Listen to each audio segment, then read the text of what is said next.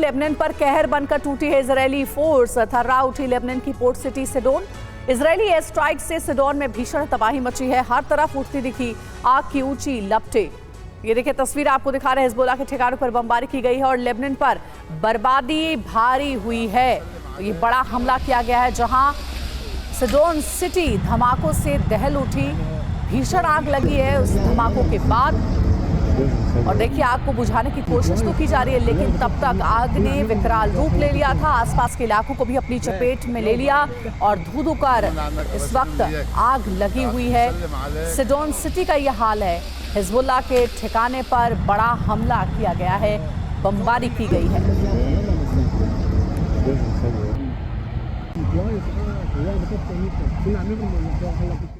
एक और अहम खबर आ रही है। लेबनान के सिडोन पर अब तक का सबसे बड़ा अटैक हुआ है। हिजबुल्लाह के गढ़ पर इजरायल की बमबारी। सिडोन में तबाही का एक और वीडियो। हर तरफ हाहाकार मचा हुआ है।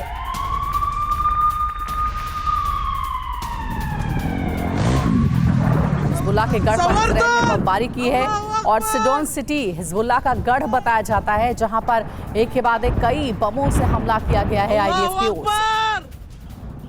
या अफू अल्लाह या वैले सवर्तन अल्लाहू अकबर।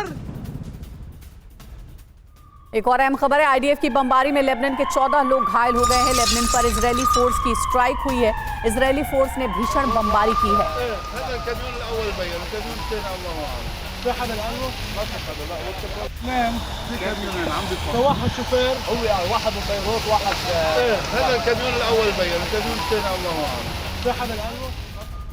और अगली बड़ी खबर, लेबनान के गाजिया शहर पर बमबारी। इजरायली एयरफोर्स ने की है बमबारी। आईडीएफ की फाइटर जेट्स ने बरसाया है बारूद और लेबनान का गाजिया शहर धुआं धुआं हो गया। देखिए तस्वीरें आपको दिखा रहे हैं। बेहद भयानक तस्वीरें हैं ये। हमले के बाद किस तरीके से चारों तरफ धुआं ही धुआं आसमान में छा गया। आईडीएफ की एयर स्ट्राइक हुई है गाजिया के ऊपर, जहां पर चारों तरफ हमले की तस्वीर देखने को मिल रही है। आग लगी हुई है, धुआं उठ रहा है।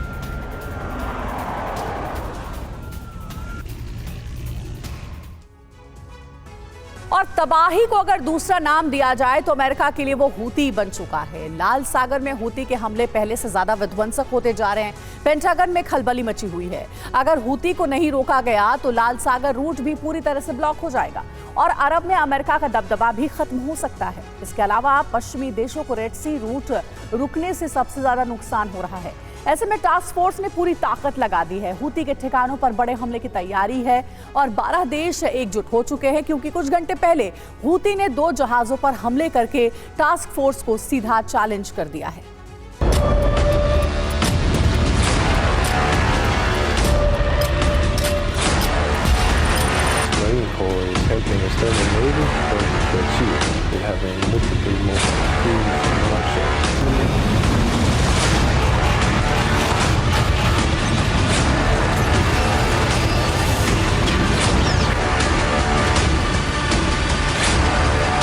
लाल सागर से अंगारे बरस रहे हैं।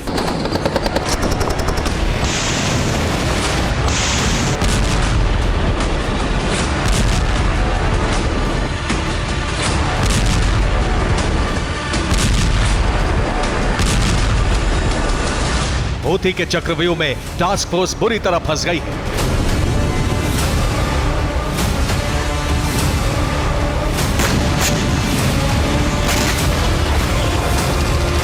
हालात ऐसे हैं कि अब अमेरिका को यह समझ नहीं आ रहा कि वो हूती पर हमला करे या फिर पहले अपने वॉरशिप को सुरक्षित करे।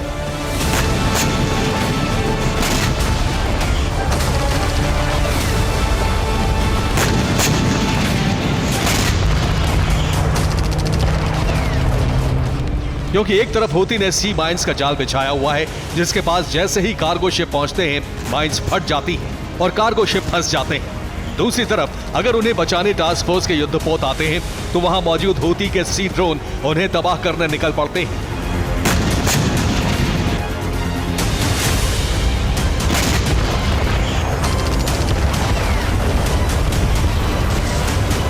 यानी अब हूती पहले से ज्यादा खौफनाक हो चुका है।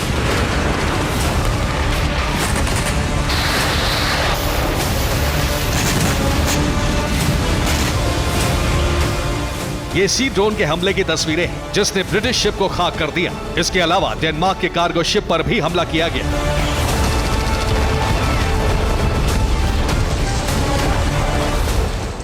यानी जो हूती अभी तक शॉर्ट रेंज मिसाइल और एरियल ड्रोन से हमले कर रहा था, उसके पास अब सी ड्रोन की ताकत आ चुकी है। ये घातक हथियार उसे ईरान से मिले हैं। ईरान ने मध्यम दूरी की बैलिस्टिक मिसाइलें भी दी हैं, जिसे वो सी ड्रोन से भी दाग सकता है।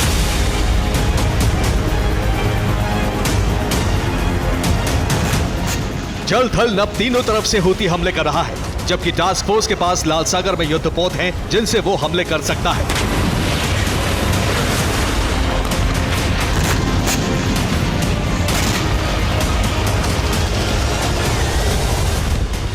या फिर युद्धपोत पर मौजूद फाइटर जेट से एयर स्ट्राइक कर सकता है। लेकिन ये तब तक की बात थी जब तक ईरान से उसे हथियार नहीं मिले थे। लेकिन अब जब से सी ड्रोन की खेप हूती को पहुंचाई गई है, उसके हमले कई गुना बढ़ गए हैं।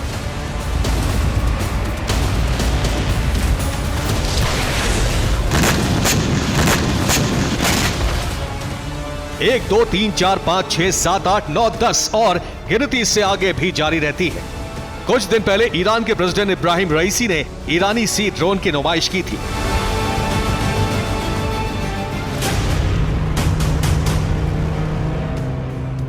ये उसी की तस्वीरें हैं। कहा जा रहा है ये पूरी खेप हूती को पहुंचाई जा चुकी है।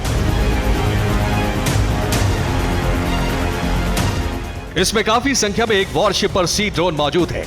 इन सी ड्रोन की खासियत है कि इनसे मिसाइल हमले भी किए जा सकते हैं और ये खुद भी जाकर शिप पर फट जाते हैं। यानी सी ड्रोन कॉम्बैट के साथ कामिकाजे भी है।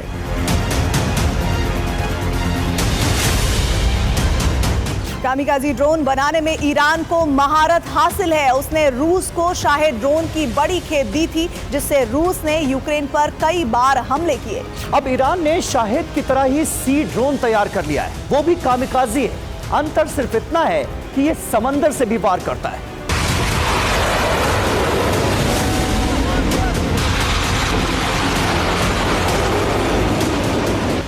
ईरान से मिले सी ड्रोन से हूती ने रात 8 बजे डेनमार्क और ब्रिटेन के कार्गो शिप पर हमला किया। ये जानकारी सेंटकॉम से मिली है। इन हमलों से बचाने के लिए टास्क फोर्स ने 5 बार जवाबी हमले किए, लेकिन तब तक सी ड्रोन अपना काम कर चुके थे।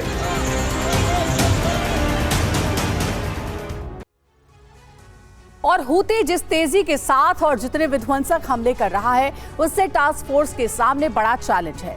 आखिर कैसे लाल सागर में हूती के हमले रोके जाएं? कुछ घंटे पहले हूती ने 2 जहाजों को निशाना बनाया। दोनों कार्गो शिप पर सी ड्रोन से हमला किया गया। हमले में ब्रिटिश जहाज में आग लग गई। जहाज पर सवार क्रू सदस्यों ने कूदकर अपनी जान बचाई। इस दौरान टास्क फोर्स के 2 युद्धपोत बचाने आए। दोनों में से एक ब्रिटेन और एक अमेरिका का था, जिन पर हूती ने बैलिस्टिक मिसाइल से हमला किया। मिसाइलें हूती के बेस अल होदेइदाह में से दागी गई थी और जाहिर है कि टास्क फोर्स पलटवार करेगी, इसलिए हूती ने अपने ठिकानों को अभेद किले में तब्दील कर लिया है। यमन में हूती ने सभी बेस पर डिफेंस सिस्टम लगा दिए हैं। डिफेंस सिस्टम का नाम अरमान और मिसाइल का नाम अकबर है। अरमान सिस्टम की रेंज 180 किलोमीटर है, जो एक बार में 24 टारगेट डिटेक्ट करने की क्षमता रखता है। ये 20 सेकंड में 12 टारगेट को ध्वस्त कर सकता है।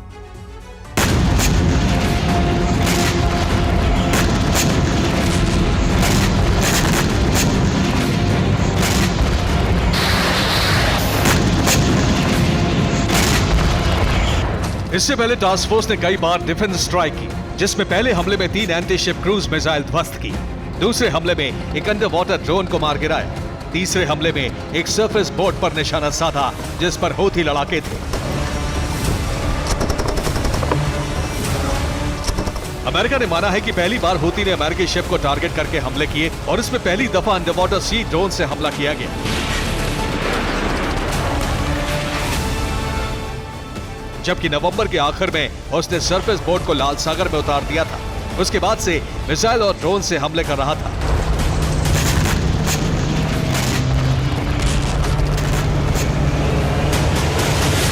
हूती ने सबसे ज्यादा ब्रिटेन के कार्गो शिप पर हमले किए हैं।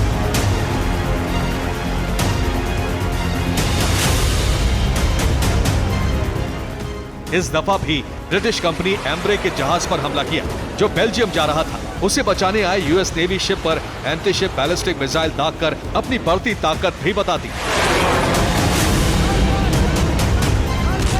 और बड़ी खबर है, आज जम्मू दौरे पर पीएम मोदी। जम्मू से देश को देंगे 30,500 करोड़ की सौगात। जम्मू को एम्स का तोहफा देंगे पीएम मोदी। जम्मू कश्मीर के लिए 200 से भी ज्यादा परियोजनाओं का शिलान्यास और उद्घाटन करेंगे।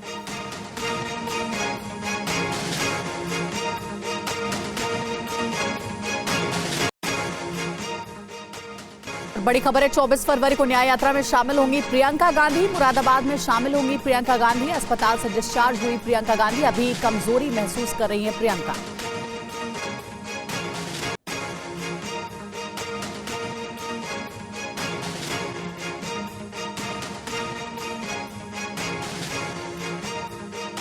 रूस से गद्दारी करने वाले पायलट की हत्या कर दी गई है। स्पेन में पायलट मैक्सिम कुज़्मोनीव की कत्ल हो गया है। सितंबर 2023 में हेलीकॉप्टर के साथ यूक्रेन भागा था कुज़्मोनीव और यूक्रेन ने रूसी हेलीकॉप्टर के बदले $5 लाख दिए थे। पुतिन ने दिया था कुज़्मिनोव को खत्म करने का आदेश। तो कुज़्मिनोव नाम बताया जा रहा है शख्स का, जो कि एक पायलट है।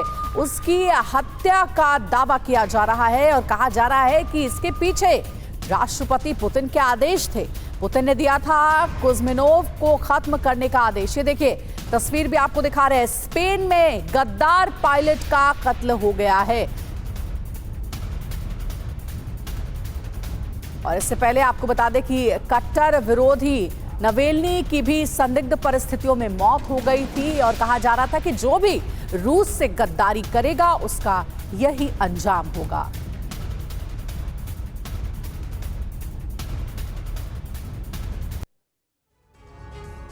और अब आपको बताते हैं कि गद्दार पायलट को किस तरह मारा गया, आखिर पूरी कहानी क्या है। बिग वॉल पर सारी डिटेल्स आपके सामने हम रखेंगे। देखिए, मैक्सिम कुज़्मिनोव बताया जा रहा है, जो कि रूसी पायलट है। इसके ऊपर आरोप यह है कि इसने गद्दारी की अपने देश के साथ। दरअसल स्पेन में गोलियों से छलनी लाश मिली है। शरीर पर 5 गोली लगने के भी निशान मिले हैं।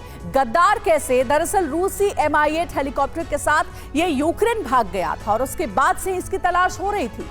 हेलीकॉप्टर सवार 2 साथियों को मरवाने का भी इसके ऊपर आरोप है और इसलिए कहा जा रहा है इसने अपने देश के साथ गद्दारी की। यूक्रेनी सेना को दिए कई खुफिया इनपुट। तो रहने वाला ये पायलट रूस का था, लेकिन जानकारियां कहां पहुंचा रहा था? यूक्रेन तक पहुंचा रहा था। और गद्दारी के लिए यूक्रेन से $5 लाख इनाम भी इसने लिया है, ये भी जानकारी है।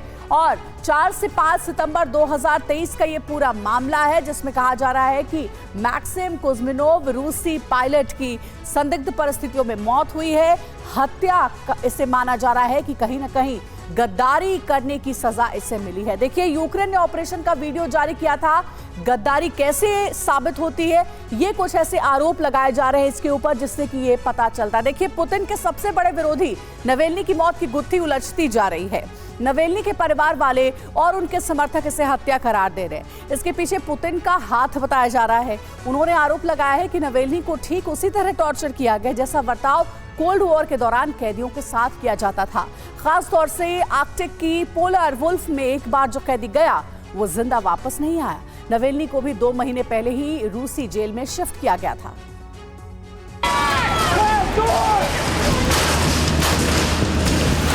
Путин убийца! Путин убийца! Дверь в каюте открывается только...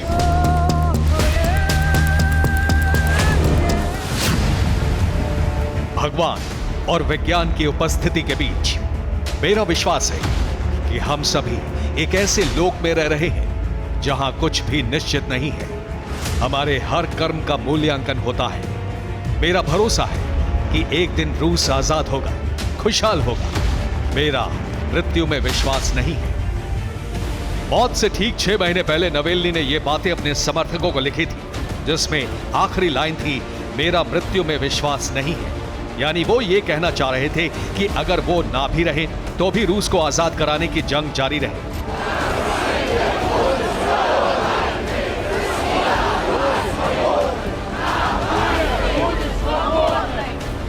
नवेल्नी पुतिन के खिलाफ लगातार बोल रहे थे, प्रदर्शन कर रहे थे। उनके समर्थकों का मानना है कि इसी वजह से उन्हें जेल की सजा मिली और जेल में ही मार डाला गया।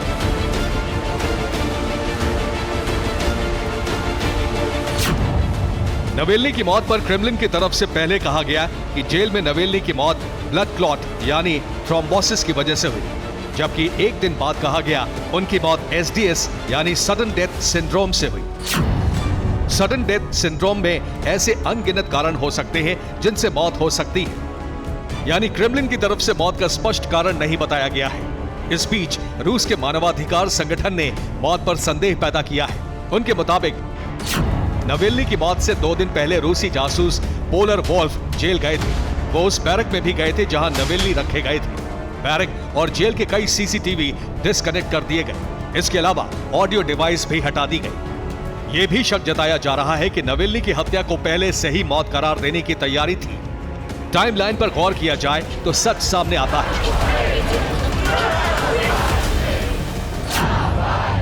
16 फरवरी को 2:17 पर नवेल्नी की मौत हुई। उसके ठीक 2 मिनट बाद 2:19 पर जेल से प्रेस रिलीज जारी कर दिया गया। 4 मिनट बाद 2:23 पर सरकारी टेलीग्राम चैनल पर मौत की वजह थ्रोम्बोसिस बताई गई। 7 मिनट बाद यानी 2:30 पर क्रेमलिन के प्रवक्ता दिमित्री पेस्कोव ने मीडिया ब्रीफिंग की। यानी इतनी तेजी से चीजें हुई जैसे पहले से तैयारी की गई थी, मिनट दर मिनट, सेकंड दर सेकंड। ऐसे में इस बात की आशंका है कि नवेल्नी की मौत पहले ही हो गई हो, उसके बाद पूरी तैयारी से मौत के बारे में बाद में बताया गया हो। इस बारे में जेल के दूसरे कैदी ने मानवाधिकार संगठन को बताया है कि नवेल्नी की मौत काफी पहले हुई थी, बाद में बताया गया।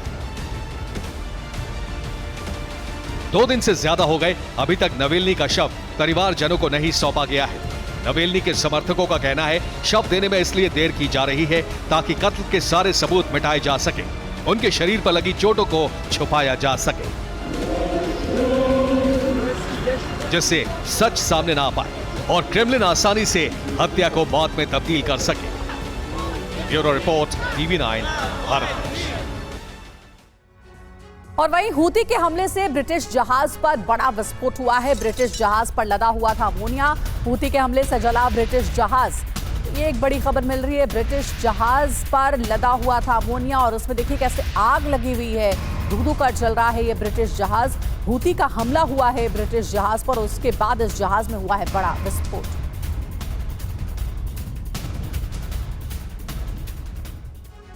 करीब 22% यूक्रेन पर रूस का कब्जा हो चुका है, मगर अब पुतिन पूरे यूक्रेन पर कब्जे के साथ साथ संपूर्ण यूरोप को भी श्मशान बनाने का ऐलान कर चुके हैं। और जानते हैं, अपने इस मकसद को पूरा करने के लिए पुतिन एटमी विनाशकों का भी इस्तेमाल कर सकते हैं। जी हां, चंद रोज पहले ब्रिटेन के पूर्व विदेश मंत्री ने क्रीमिया को लेकर एक बयान दिया।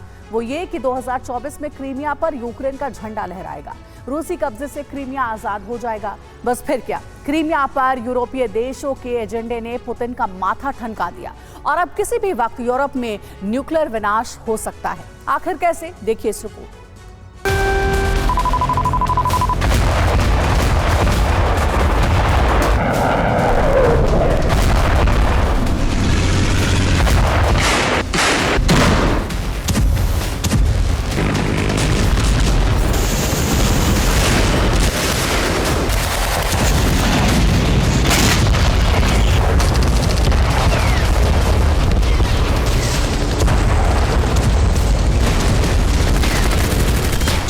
बीते 2 साल से यूक्रेन एक ऐसे वॉर जोन में तब्दील है जहां बेहिसाब बारूद बरस रहा है।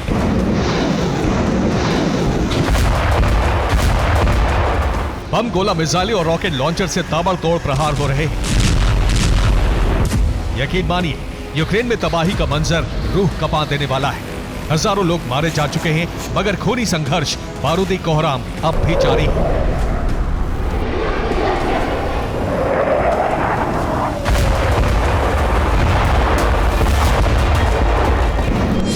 पुतिन की जंगी सनक का शिकार बन चुके यूक्रेन के कई शहर खंडहर हो चुके हैं, तो कुछ कब्रिस्तान की शक्ल ले चुके हैं।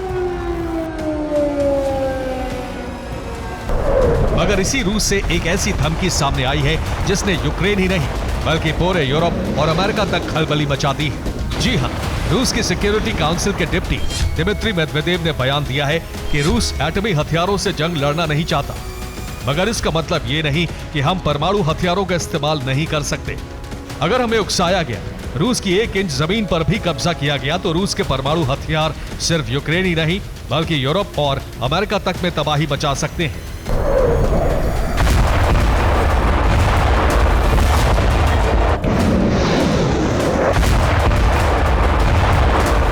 दिमित्री मेदवेदेव को पुतिन का करीबी माना जाता है। ऐसे में मेदवेदेव की चेतावनी को हल्के में लेना वहां खतरे से कम नहीं।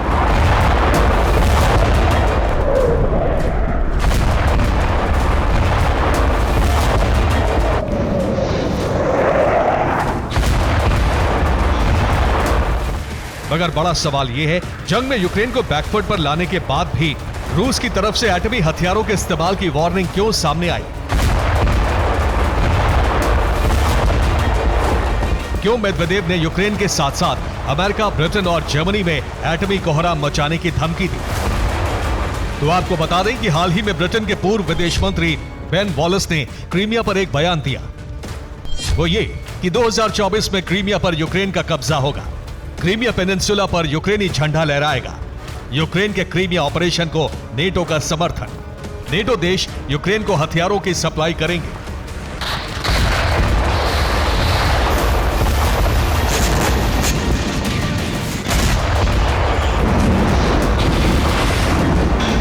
पूर्व ब्रिटिश विदेश मंत्री के इस बयान ने पुतिन का माथा ठनका दिया, क्योंकि 2014 में रूस ने क्रीमिया पर कब्जा किया और ब्लैक सी से सटा ये इलाका पुतिन की साख से भी जुड़ा हुआ है। ऐसे में ब्रिटेन की तरफ से क्रीमिया को लेकर जो बयान सामने आया, उसके बाद पुतिन के करीबी माने जाने वाले मेदवेदेव ने यूक्रेन, अमेरिका समेत पूरे यूरोप को एटमी विनाशकों से दहलाने की धमकी दे दी।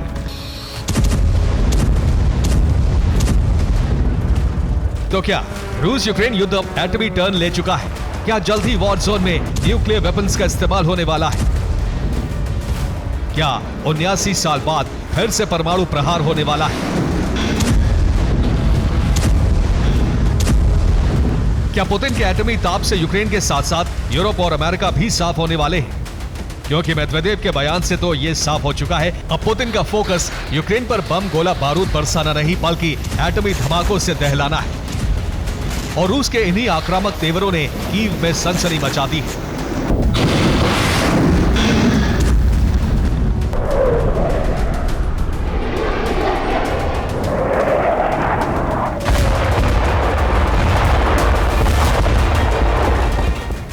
दरअसल क्रेमलिन के एटमी ऐलान से यूरोप, अमेरिका में भय तो फैला ही है, मगर यूक्रेन को तो अपने अस्तित्व का संकट सता रहा है। क्योंकि अगर रूस ने एटमी हथियारों से प्रहार किया तो पहला टारगेट सिर्फ और सिर्फ यूक्रेन ही होगा। ऐसे में अब यूक्रेन ने पहली बार अपने लिए परमाणु हथियारों की मांग शुरू कर दी है।